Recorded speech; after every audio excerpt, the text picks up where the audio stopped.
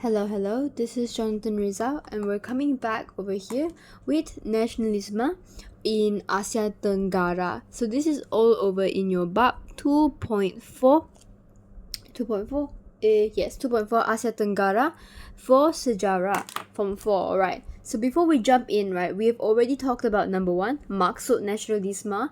Then number 2, we've talked about how different pendapat tokoh, how they viewed nasionalisme. But we have the general feeling, which is that nasionalisme merujuk kepada perasaan cinta terhadap negara dan bangsa, and there's 3 other answers you can look back to yourself.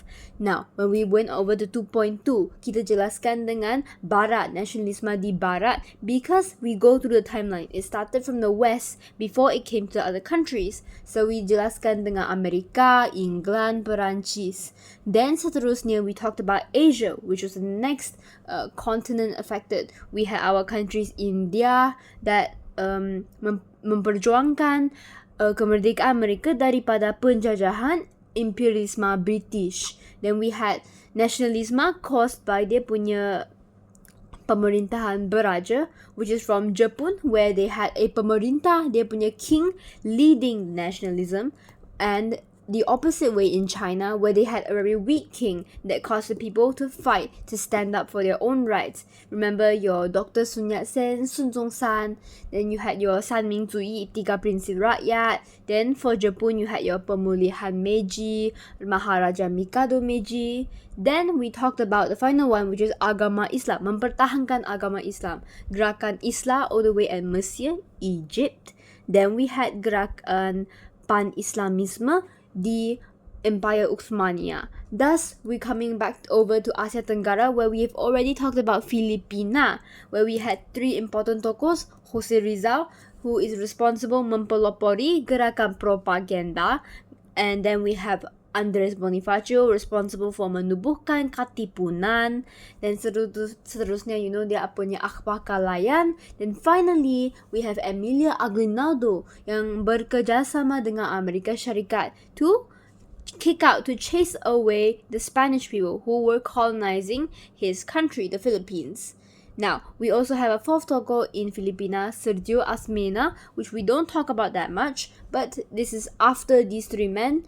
The Sergio Asmena was responsible for more of the diplomacy in the Philippines. But now we're jumping all the way to Myanmar, which is what we currently call Burma. If you notice that the language is called Burmanese, that's because the original name is Burma. So number 1, what should we jelaskan first? Nasionalisme di Burma, first it starts merupakan perjuangan menentang imperialisme British. Yes, the British people also came to Myanmar, or now we will call them Burma. So that's the first thing you need to know. Menentang imperialisme British. Thus, this is another country that falls under the penjajahan category. Thus, who were the people who attacked? Who yang DPMO, kind of how we always use, right? Who was very mad, very angry? Well, in the textbook, they give you 4 golongan. So let's look over here at golongan. This is my symbol for golongan. So number 1, your first golongan will be golongan kelas menengah, the middle class. I'm going to write zong here, the Chinese word for zong, menengah. Then you punya Sami Buddha. You might be thinking, what is Sami Buddha? Sami Buddha means your monks, okay?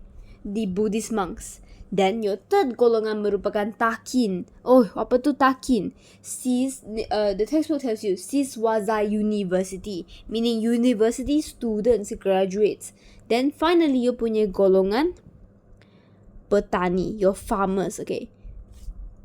These four golongans, they all contribute to our nationalism, but not at the same time. See, it starts one by one. It starts all the way with agama first. So your agama punya Buddha starts first. So let's talk about that, shall we? Agama Buddha, and I can see I drew those shoes here because it all starts with dia punya isu kasut. So what happened? Well, bermulanya perjuangan golongan kelas menengah berpendidikan barat. Why do we specify berpendidikan barat? Because berpendidikan barat, they can fight, they can go against their punya British because they have Western education, which is known to be lebih sempurna, more perfect, more well-rounded compared to the local punya pendidikan. Plus, because when you go for pendidikan barat, you can speak the English language. Because we're being taken over by the British, you boleh bisa bercakap dengan British. You can talk to them, you can make demands. If you were to study locally and never learn the English language, how would you ever communicate? You could only fight. Okay? You hear me? So, you punya golongan kelas menengah yang educated, berpendidikan barat. Why were they perjuangan? Why were they fighting? Kerana British mengancam, has threatened dia punya kedudukan agama, has threatened the position, the seating, the importance of their agama. So, how can we jelaskan this? Well, first we have to say there was a persatuan that existed. Persatuan Belia Buddha ditubuhkan. Persatuan Belia Buddha. Persatuan Belia. What is the word Belia? Belia means youngins, like young people. Buddha. Okay? Ditubuhkan, was created. Why? Untuk mengekalkan, to maintain tradisi Buddha, pendidikan dan kebudayaan Burma. So 3 things. Number 1, it was the tradisi Burma. Then number 2, it was the pendidikan, dia punya education. And finally number 3, kebudayaan, the culture of Burma. So what exactly happened? What did the British do to allegedly threaten dia punya kedudukan agama Buddha? Well, they tell you, menggunakan isu kasut. That's right. If you don't know, for Buddhism, you tak boleh pakai kasut when you go into the temples. They gave you here isu kasut. British memakai kasut semasa memasuki kuil Buddha. It is a very, very haram thing. You're not allowed to wear your shoes, and the British degaff. They don't give a shit. Thus, they promote everyone, okay, especially the golongan menengah, kelas menengah, okay, the middle class yang berpendidikan barat. They were extremely unhappy, unsatisfied with this. Thus, mereka menggunakan isu kasut ini, untuk membangkitkan, to bring up the topic of nationalism. Dan that is why we jelaskan tu isu kasut. Then you might be thinking, okay, it is a haram thing. How come? Well, it's because when you memakai kasut, when you masuk dia punya kuil Buddha, it is seen as something that is going to mencemar, that is going to pollute, it's going to ruin the holiness of agama Buddha. Dia punya kesucian, that's the word you have to use. Let me use my black pen here. Kesucian, okay, mencemar, you pollute, you ruin, you destroy, macam kesucian agama Buddha. Okay? So that is what starts at first. We have the isu agama Buddha started with your kelas menengah. Okay? Nationalism here. British memakai kasut semasa memasuki kuil Buddha, thus promote everyone off. Then what happened? After this, we can talk about perkembangan nasionalisme. This is when things get more serious. So the first thing you must know, we're going to talk about you punya Majlis Persatuan Kesatuan Burma, ditubuhkan oleh UBAPI yang merupakan pemimpin radikal. Radikal, we've jelased this word quite a few times already. We mentioned this in the Philippines. Radikal di sini bermaksud you have a very bold punya ideas. Okay, so this Majlis Persatuan Kesatuan Burma. Okay, you cannot write the short form, but this is what I will write to let you understand. Ditubuhkan. Why? Untuk memperjuangkan isu bangsa Burma. To raise the awareness, to explore, to fight about the punya issues happening towards the Burma people. So number 2, we've already jelaskan this majlis. Then we go back here. We talked about Thakin, right, which are people who are Siswaza University, right? Such. We had the next thing, which is, I'll move over here, Revolusi Pelajar. Pelajar is referring to your punya Thakin. So what happened? Not yet. Not referring to your Thakin, but you can think of it related. Talking about pendidikan. Berlaku untuk menuntut penubuhan university. Right, this is before they even have unis. Untuk menuntut, to demand, 要求penubuhan, to have the creation, to have the building of universities, of unis, okay? Thus, the next thing we must talk about MPAKB, then Revolusi Pelajar. We come to our next point, which is going to be over here. We have Majlis Sangha Samagi ditubuhkan. This is relating to your Sami Buddha. Okay, so your Majlis Sangha Samagi ditubuhkan yang diketuai oleh siapa? Sayasan yang merupakan bekas Pongi ataupun Sami Buddha. That means this was led by a monk called Sayasan yang disokong oleh petani terbeban dengan pelbagai cukai. Right. So created this, the people supporting were your golongan petani right here. They supported this punya movement by the Sami Buddha. Why? Because they were dikenakan ataupun terbeban, just word you must use, terbeban dengan pelbagai cukai, a lot of taxes. So, thus merupakan, the people started fighting, right? We have the word pemberontakan, the rebellion of Sayasan. That's the name of it, okay? Pemberontakan Sayasan with this punya group. Now, although this happens, we still don't have our punya independence. This is a small thing, a small matter where you have your pemberontakan. We have to go on to the next point. Pengenalan Perlembagaan Burma Ijo Sanu 1935.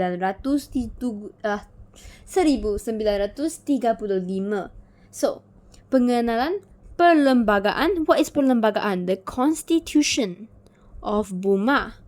Memisahkan Burma dengan India.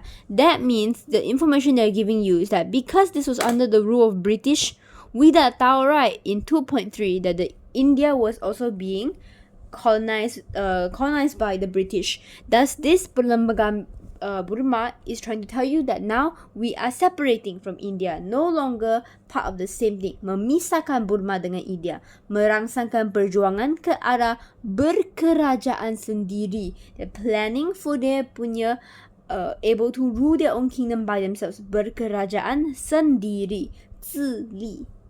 So this is probably the newest perkembangan. We're no longer part of India. Then comes the next part where we do talk about golongan takin. So, apa yang berlaku? Golongan takin yang Siswaza University, directly related to just now here, you now have universities. Thus, we have people who are Siswaza universities, people who lepasan university. They have graduated, that's the word, Siswaza. Okay, please use this word, Siswaza University. Menubuhkan parti Dobama Asyayone. Asyayun yang bermaksud kami orang Burma untuk memperjuangkan kemerdekaan Burma. This is where you see the word kemerdekaan. So you're coming closer to the end of our nationalism here. Kemerdekaan Burma.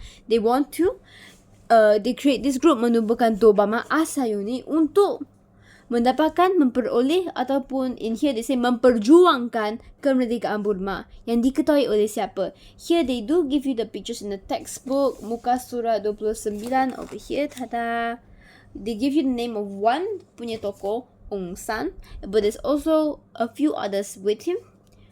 We have Aung San, then we have Kwa Kin and Unu. 3 people. These are your leaders yang menegaskan bahawa orang Burma, the people of Burma, mesti bertuankan, must be led, must be ruled, must be mastered by orang Burma. Not your punya kuasa asing. Who's the kuasa asing here? Your British, not the British.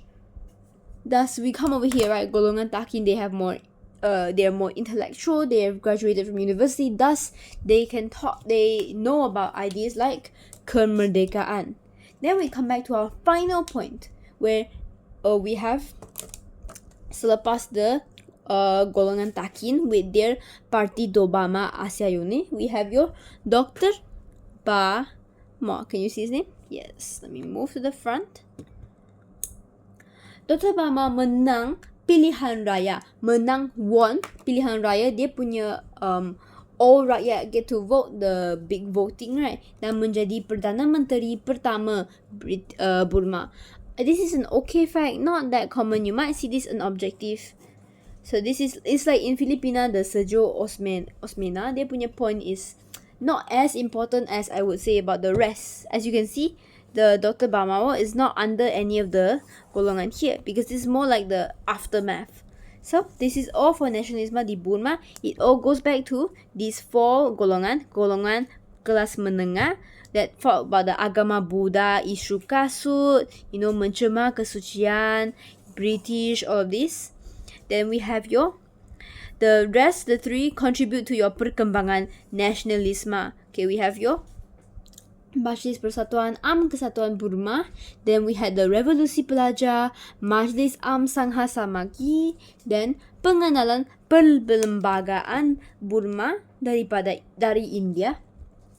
Then we have your golongan takin yang menubuhkan Bama Asia Unit. Then finally, Dr. Bama becomes your Perdana Menteri yang pertama, your first Prime Minister. Now we'll go on to our second country. Today we're going to finish all of the countries in Asia Tenggara. Let's go to Vietnam. Vietnam's over here. Let's give it. It's still in page 29 of your buku text. Now Vietnam. We know that for Vietnam is also a country that di bawah penjajahan siapa? Not British, but your Perancis, your French people. Okay. Let's talk. First of all, what is the sebab? What was the reason, right? Who was PMO, okay? Sebabnya kemunculan nasionalisme di Vietnam ialah perubahan, the changes in social politik dan social ekonomi selepas kedatangan Perancis. Social politik, that means the changes that affect the political changes yang in the government lah, dasar government pentadbiran that affect the social, which is the people, then social economy, which is the changes in the economy that affect the people. Okay, that's why they combine the words together. So, apa yang berlaku? First, we must introduce our 2 golongan bangsawan dan golongan Mandarin, which is Chinese lah. So, dipelopori your nasionalisme dipelopori oleh golongan bangsawan dan pegawai, that means members daripada golongan Mandarin. Buat apa? Untuk memperjuangkan pemulihan, this is your keyword here, pemulihan, which is the restoration. We saw this word where? We saw this word all over at Jepun, remember? With the pemulihan Meiji, the restoration of what? Of your sistem pemerintahan beraja. They want to bring back the monarchy system. Okay? Then, the second thing is that golongan intellectual. So, not that related to this group. You can draw an arrow over here. Golongan intellectual. Golongan, this is your golongan. Intellectual. Meningkatkan, increase kesedaran politik. Increase the awareness, the public's awareness towards the politics. Dan gerakan anti-Perancis. Anti-Perancis. How did they do this, right? How did the golongan, they're all intellectual, they're smart, but how did they spread this wisdom to other people? Well, remember in Filipina, they had the punya Andres Bonifacio had his had his akhbar kalayan. Thus, we have it here as well, melalui akhbar. Okay, we will learn akhbar is a great way to spread you punya news, idea, nasionalisme, right? So, akhbar apa? Tribun Indik dan Cloak Fili. So, these are the 2 contohs you can remember. Tribun, I will write only one lah. Okay, buat apa? What did they write in dia punya akhbar? Mengkritik penindasan Perancis, they criticize the oppression of the Perancis towards siapa? Vietnam. Dan menuntut hak rakyat Vietnam. They demand back their rights. Thus, having all of this kick-started their perkembangan nasionalisme. So now we jelaskan ada satu parti VNQDD. Vietnam is spelled in 2 terms like Vietnam, then Kuok Tang Tang. Atau you can also know it as Parti Nasionalis Vietnam. Nationalist already says it right, nasionalisme. Yang merupakan pimpinan Nguyen Thai Ho. Okay, that is something. Tai Ho, this is a name by the way. Tai Xue, you can also call it Ling Dao. So this punya VNQDD, Vietnam Kuok Tang Tang, Parti Nasionalis Vietnam, berteraskan was based on 3 values. Let me use a black pen for this. 3 values. Number 1, democracy, nationalism, and finally, socialism. 3 values.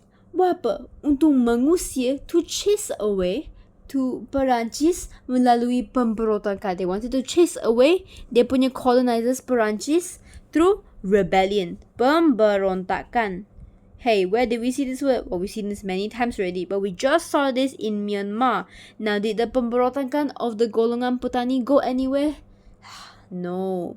We can also say the VNQDD untuk menubuhkan kerajaan Republic Vietnam. That means free from Perancis as well. You're anti-Perancis. Namun, did they succeed? We learned from Myanmar, right? Burma, did they succeed? No. So again over here, just like in Burma, tidak succeed. VNQDD dilumpuhkan Perancis. Dilumpuhkan oleh Perancis. Perancis, they just destroyed their punya group. Tian Ya. So Nguyen Thai Hoc, which is the pimpinan we talked about, pimpinan, ditangkap dan dihukum bunuh. That's right. The Perancis weren't playing. They were like, oh, you wanna fight me? You're gonna have your whole rebellion, right? Guess what? All of you ditangkap. Oh, getting captured. Then, boom. Semua mati. Dihukum bunuh. Seriously an issue. Thus, this you can imagine caused a huge uproar, and thus we lead to our next part, which is your aliran communism. Now, I want to state though, a lot of people when you hear the word communism, you might think of like very bad things, right? But the thing is, communism on its own was not a technically evil or bad idea. It's the idea that everyone, the community should be balanced, should be equal, and it's the government's power to make sure everyone is equal. Like, so there's no capitalism, no one is more rich than the other. So aliran dia punya stream of communism iaitu parti PKV, Parti Komunis Vietnam. Pimpinan, okay, this guy, they also give you the picture over here. Tada! Ho Chi Minh, iaitu pimpinan Ho Chi Minh. He led this, right? I will draw a stickman here. This is him, Ho Chi Minh. Okay, so this is the aliran led by him. Di bawah pimpinannya. However, when we always talk about kemerdekaan, right, we should know that kemerdekaan for both Filipina lah, Tanah Melayu, India happened after what? Perang Dunia Kedua. And it is no surprise that it happens the same thing for Vietnam. They tell you here, right? Let me look over quick. Gerakan revolusi diteruskan. Okay. Pada bulan September 1945, Ho Chi Minh berjaya mengisytiharkan kemerdekaan siapa? Kemerdekaan Republik Demokratik Vietnam di Hanoi, Vietnam Utara. Then they continue. Beliau dilantik sebagai Presiden pertama Vietnam Utara. Now you might be wondering, why are we specifying Vietnam Utara? Sebab Vietnam Selatan, so if you don't know, Utara is up here, right? Selatan is at the bawah here. Vietnam Selatan masih di bawah Perancis dan Amerika Syarikat. Di bawah pengaruhnya. That means even though on the utara side Vietnam dah lah dapat kemerdekaannya, it is not the same for the selatan. So only on 1976, which is a year after the Vietnam Utara dapat memperolehkan kemerdekaan mereka and menjadikan Republik Demokratik Vietnam, did the whole entire Vietnam menuntut kemerdekaannya. Gerakan menentang penjajahan barat diteruskan sehingga Republik Vietnam terbentuk pada tahun 1976. Okay? And that is all for Vietnam. Not as dense. The whole forming is all about fighting against Vietnam. Then the hukum bunuh is a thing you should remember, because this is what sets apart Vietnam from a few countries, because they do mention the hukum bunuh thing. Then the Vietnam Utara, Vietnam Selatan. Also remember, they're bangsawan golongan bangsawan dan golongan Mandarin. Dia punya akhbar dan the Tribune Index. So, we move on to the next country, Indonesia. Okay, just looking at the textbook, muka surat 30, some people think, well, Indonesia looks like it's a lot longer. It's more as that they have put in like larger pictures, right? It's okay lah, not as long. So let's talk. For Indonesia, there is one thing they specify a lot, which is quite different from Indonesia, the pendidikan. So, what happened? Well, isu pendidikan, right? For nasionalisme di Indonesia pada awalnya berkisarkan, it is jelasing about isu pendidikan, that the education dapat mengubah, can change the nasib. So keyword, right? Nasib means the luck, the trajectory of your life. Nasib rakyat. Akibat dasar penjajah Belanda. There you go. Indonesia is also another country yang dijajah oleh the Netherlands, Holland, the Dutchland, Belanda. So, what happened ya? Awalnya perjuangan memajukan pendidikan siapa? Well, you should know, back in that era, men already have their pendidikan. They were the first to get in. So, when we say memajukan pendidikan, we are referring to pendidikan wanita, women's education oleh Raden Ajeng Kartini. So, it is quite notable that in sejarah there's a lot of men out there, right?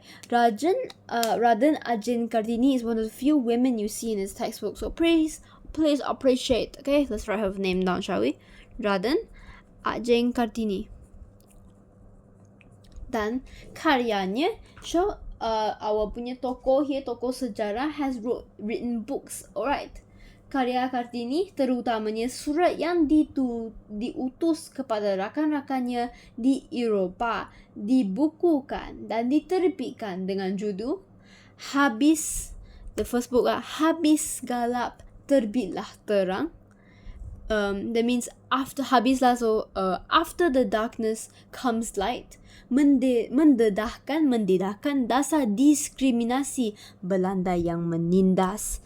Oh, a girl boss over here. She's talking about how it was shedding light, like her novel, shedding light about how the Belanda diskriminasi, the discrimination of the Netherlands that is hidden, the oppression. Then membawa kemunduran kepada bangsa Indonesia. How the discrimination that the Belanda show towards the bangsa Indonesia caused them to fall behind other countries. That is what her karya Habislah Gelap Terbitlah Terang is talking about. Then our next part over here, we will jelas about pertubuhan Muhammadiyah. This one, here the name, right? It feels Muhammad, right? You know Nabi Muhammad, your punya leader, the first what do you call it? Nabi Muhammad is your first prophet, okay, of agama Islam. So you can know this is relating to agama Islam. So, pertubuhan Muhammadiyah mempertahankan agama Islam daripada ancaman sekularisme Barat.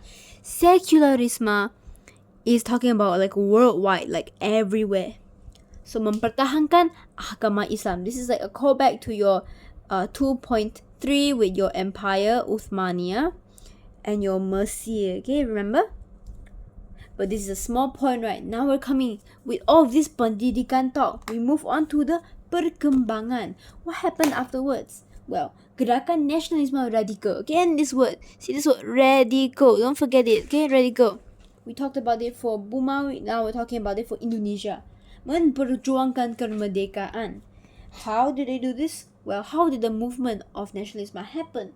Well, in the textbook they tell you, kesedaran? Yes. Dengan syarikat Islam, referring over here, right? The Pertubuhan Muhammadiyah, Syarikat Islam, Partai Komunis Indonesia, PKI, and finally your Party Nasionalis Indonesia. Different, right? So we had three things here. This is related to Islam. Then your PKI, which is relating, the K here is for communists. Then your PNI, N is for nationalism. So if we want to compare, which one do you think is more important to our chapter? Nationalism, right? That is what this whole subtopic is about. So nationalism is more like socialist. Yang diketahui oleh siapa? Okay, this man, they give the picture of Sukarno, which is the first president. Well, cannot see the first president of Indonesia. So let's understand about him, right? Dah dapatnya Kongres Pemuda Indonesia. Kongres is like the meeting. Pemuda is the youngsters of Indonesia yang memperkenalkan IKRA. IKRA is your what do you call it? Your IKRA, you know, IKRA Murid. That's not the definition. IKRA is I'm thinking of the China word. Is it the law? No, it's almost like the doa. It is I cannot remember what it is in English. Gosh. You know, every morning you have to say the Ikrah. There you go. Your rukun negara yang maka kami. This is called the Sumpah Pemuda, which is what the picture in the textbook tells you. Okay? Thank you. So, I can show you over here, right? Toing. Alamak. Here. Kami putera dan puteri Indonesia mengaku. See the way they use in Malaysia, Tanah Melayu, we say maka kami. Over here they say kami putera dan puteri, princesses and princes of Indonesia. So this punya Sumpah Pemuda, let me write it down over here, right? Your Sumpah Pemuda. Okay.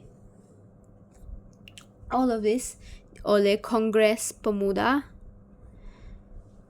Indonesia. Alright, PI. Okay, what are the asasnya? 3 asas ialah 1, tanah air. Tanah air means your home country. Then 1 bangsa. 1 tanah air, 1 bangsa dan 1 bahasa. 1 home country, one bangsa, which means like 1 race, like we're all Indonesian, and 1 language, bahasa Indonesia. Bertujuannya untuk mewujudkan keutuhan negara bangsa, to make sure they're all like tongyi, they're all united together, keutuhan negara bangsa, with your Sumpah Pemuda, 1 tanah air, 1 bangsa dan 1 bahasa. Then we come back to Sukarno, okay? Sukarno mempelopori, you introduce, you popularize permuafakatan, okay, this one PPPKI, permuafakatan Perhimpunan Politik Kebangsaan Indonesia, memperjuangkan what? Kemerdekaan Indonesia. Ding ding. And that is all for your Indonesia. I'm sure these are your main points, alright? So you know your Sumpah Pemuda, I think it's quite important. Then of course remember your Raden Ajeng, that's the name, right? Raden Ajeng Kartini, you know, Feminism Girl Boss, and her book talking about the diskriminasi Belanda yang menindas. And that is our final country. We've discussed already 4 countries, right? Or Filipina is in the previous video. That's a video we don't count. 4 countries that are under penjajahan. Can you recall? Indonesia is under Belanda, Vietnam is under Perancis, Burma is under British. Then what's our final country that we're going to talk about? The Thailand. But also, what was another country that was colonized? Remember, Filipina oleh Spanyol, the Spanish. Now we're going to go into Thailand, which is a unique country because there is no penjajahan. That means no menentukan kemerdekaan, no independence, because they are already an independent country. Let's go. This is your Thailand. Now before we even go into it, right, you should see it on the small side over here, on the info side, muka surat 31. They say that information, right, Thailand, nama asal Thailand ialah Siam. You see this before, Form 2, Form 3, we always talk to Thailand as Siam.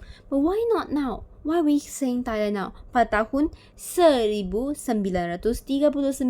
that means 1939, 1939 年, Siam ditukarkan kepada Thailand. Why? What's so special about Thailand? Because Thailand means tanah bebas, a free country. Thailand's really rubbing it in your face that they have not felt any kind of penjajahan before. So let's talk about it, right? What was the factor? Because you see, they are a unique country without the penjajahan. So you can say nasionalisme Thailand tidak bersifat anti penjajah. dan bukan memperjuangkan kemerdekaan. It was not something about anti-colonizers because they were not colonizers. Dan bukan memperjuangkan kemerdekaan because remember, tanah bebas. So what was it about?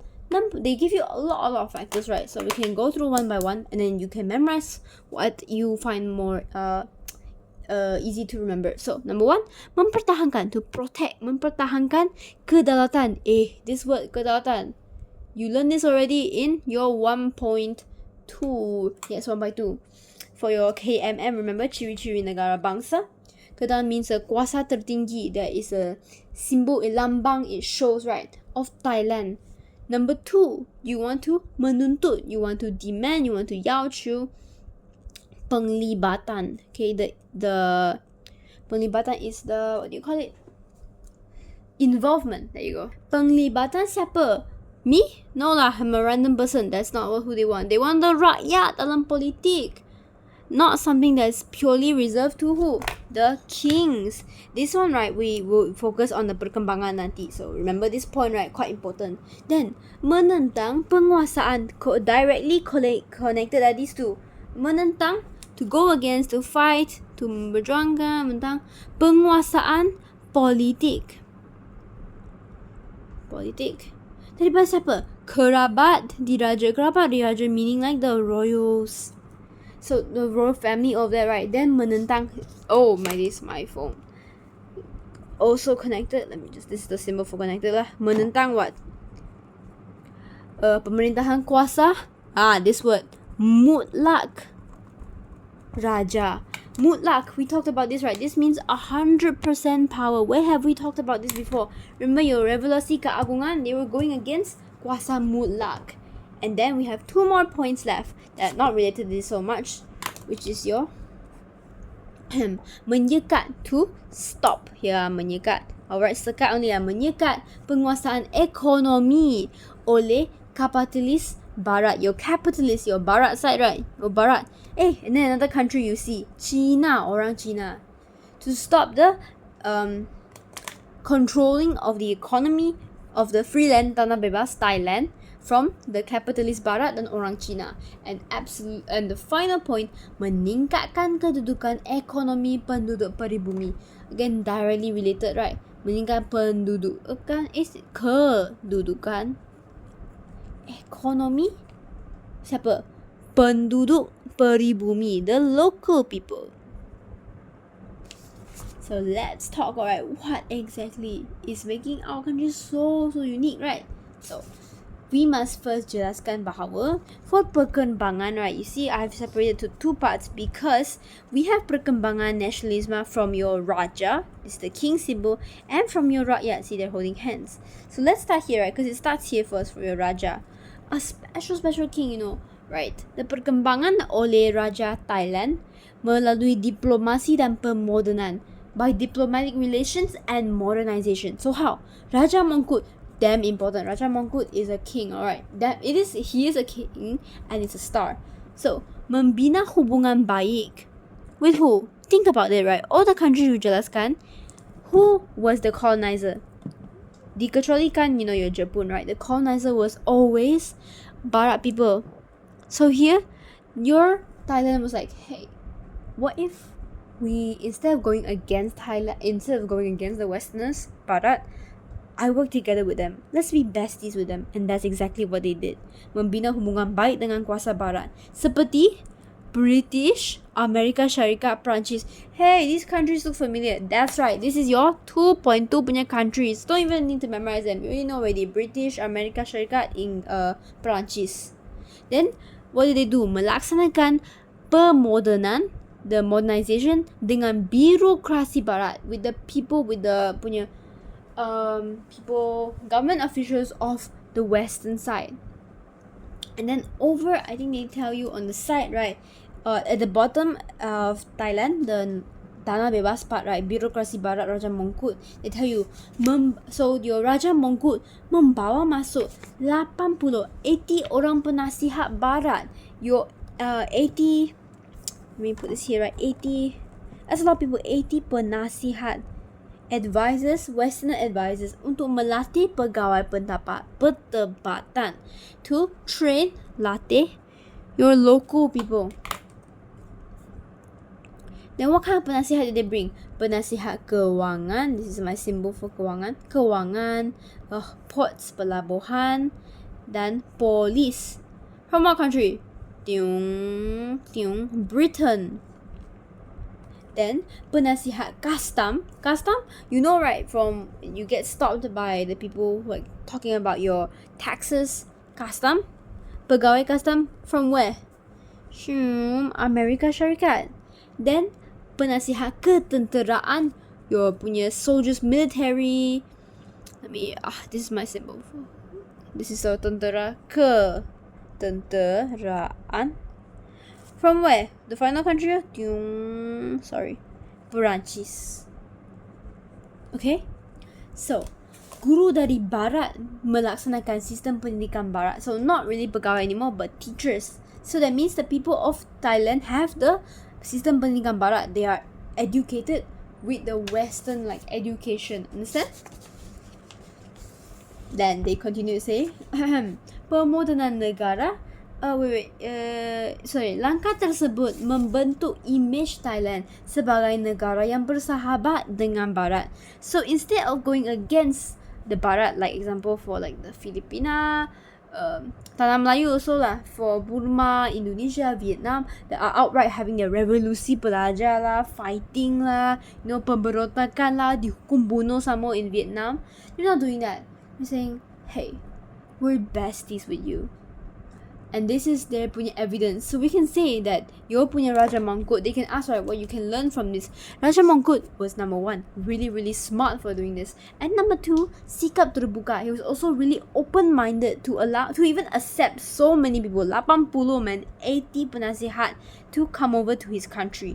And you can also say he is someone who berpandangan jauh. He could really see that how this will benefit his country. And you can tell that the next king, Raja Chulalongkorn, also kept this idea, meneruskan pemodenan dan dasar terbuka Raja Mangkut, kept the punya ideals from your first king, Raja Mangkut, dan mengekalkan Thailand bebas daripada penjajahan Barat. So, under the rule of Raja Chulalongkorn, again, there was no Western colonization. But this comes the end of the I will call this as nationalism of the pemimpin. Because now we have to talk about how these two are very good kings, right? The good side. We have to talk about incompetent kings. Kings yang tak pandai perintah pula. So this is where your rakyat comes in. Remember for China, right? Dia punya nationalism is that the king, the dynasty Manchu, was like what? Dianggap seperti orang luar. Cannot take care of your own country. And this is the exact situation where you see disebabkan kelemahan Raja Vajiravuth. Well, rakyat bimbang penguasaan politik oleh kerabat diraja.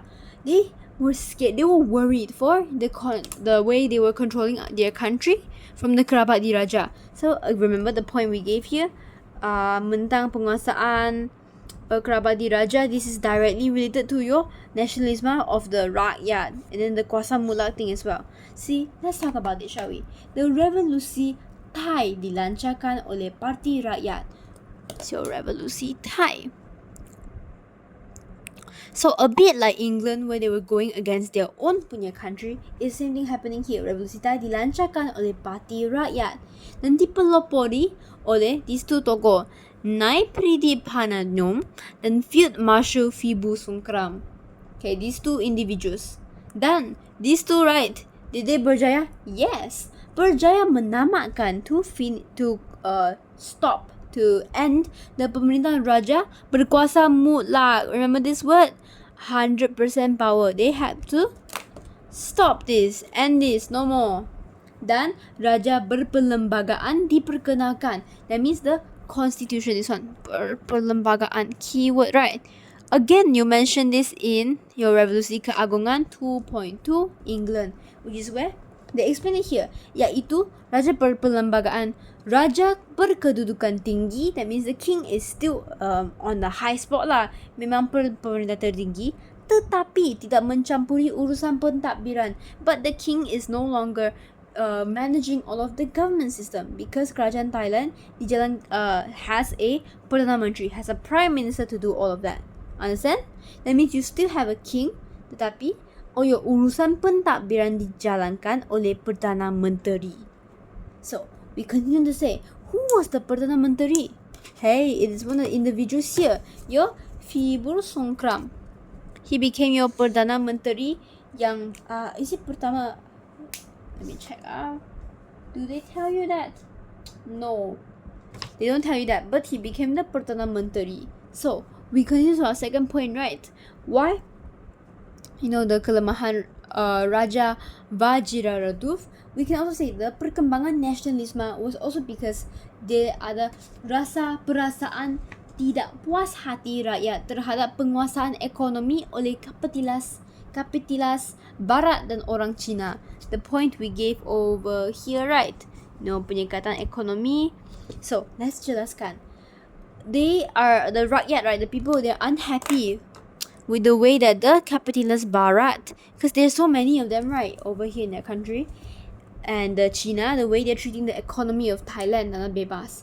Thus, your Perdana Menteri, your king over here, your punya Fibur Songkram meluluskan undang-undang untuk menyekat penguasaan ekonomi oleh orang Cina to put it to a halt, to control dia punya penguasaan ekonomi, how much the Chinese people can control their economy, and menggalakkan peribumi dalam kegiatan ekonomi to help galakkan, that means like memupuk lah, help these people to get more mencuburi, to involve in the kegiatan ekonomi, menggalakkan peribumi dalam kegiatan ekonomi, so that you don't have to rely on the kuasa asing.